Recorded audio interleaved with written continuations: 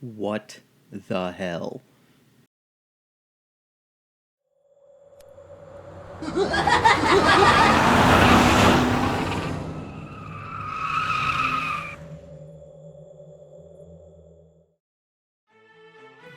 At some point when you realize you've run out of ideas, it's time to call it quits. It's okay, it happens to the best of us. I've thrown out video ideas that didn't work.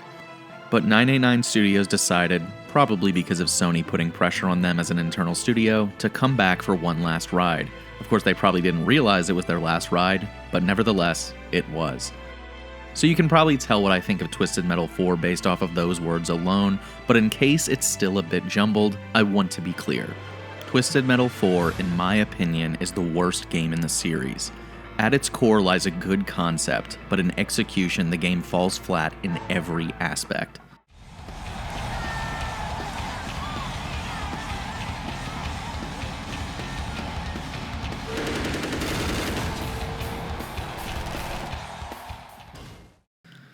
There's a reason I started glossing over the story of the games. In the first 3 entries, they all follow the same story. Winner of the contest gets a wish from Calypso. It usually goes poorly for them. No more. In Twisted Metal 4, Sweet Tooth gives Calypso the boot and claims the throne for himself. Again, interesting concept, I'm with you. But here's where it loses me. Baby Sweet Tooth envies the power of the drivers who drive in the tournament and grows up to participate in Twisted Metal. But he gets tired of winning every year. Also, he inexplicably has an army of tiny clowns who do all his work for him for some reason. But as a result of this bad story, you can play as Calypso for the very first time. He drives a fire truck. He is also one of the many new drivers that make their first appearance in Twisted Metal 4. In fact, only 2 drivers return from previous entries. Mr. Grimm, who is a pirate now, God knows why, but good for him, and also returning is Warthog. The rest of the cast is entirely new.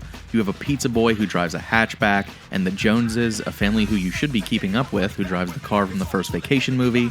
I like to think it's the Griswolds in disguise, and Clark has a bad case of the road rages because Wally World was closed.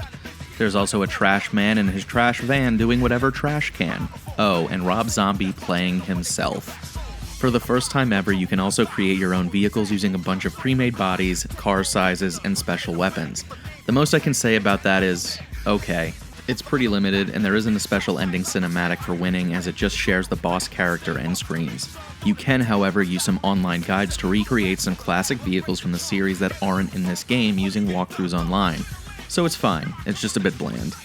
I think what struck me most about Twisted Metal 4 was the lack of cohesion between levels, further building on the issue I had with Twisted Metal 3's North Pole. In Twisted Metal 1, the stage was Los Angeles, and everything was centered around the cold city. Twisted Metal 2 took place all over the world, and 3 mostly kept that idea going with some weird outliers. In 4, there is a construction yard, a city, and an absolutely miserable labyrinth of freeways. Sounds meh, but I'm not done. Next, you time travel to the year 3000 BC, and then are shrunken down to miniature size and battle in a child's bedroom. The construction level is fine, and the Neon City is alright. It has multiple levels and makes you jump across rooftops to get items. These levels also introduce environmental attacks and hazards. You can commandeer a magnet and drop opponents into a furnace in the construction yard. I like that, it was a nice little extra touch, honestly. But what annoyed me most was the lack of consistency between these levels, and I think I can adequately explain this while being irrationally mad at this bedroom level. First off, why are these cars small in the first place? Secondly, why is it covered in Twisted Metal merchandise? Who is creating table lamps memorializing this yearly event that leaves many landmarks destroyed and many people involuntarily dead? I'm not exactly rushing out to get a limited edition plate that celebrates the gender reveal that inevitably ends in a wildfire every single year. Maybe I'll bust out the COVID Rocks My Socks shirt next.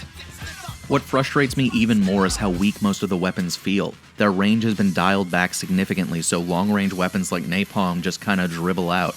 It feels awful, and the physics have somehow doubled down on being terrible. You can flip over faster, but check out this infinite wheelie. Pretty sick, huh? This is literally the most fun I had with Twisted Metal 4. That's not a compliment. Also, I never expect a save system to be worse than a password, but here we are. This is the first game in the series that allows you to save, and it's worthless because if you save after losing a life, that life is permanently gone. So you either load earlier saves to get lives back and then try to get back to where you were, or you keep dying and having to retry from the beginning anyway. It's especially miserable because there is a boss fight after every single level. Every single one.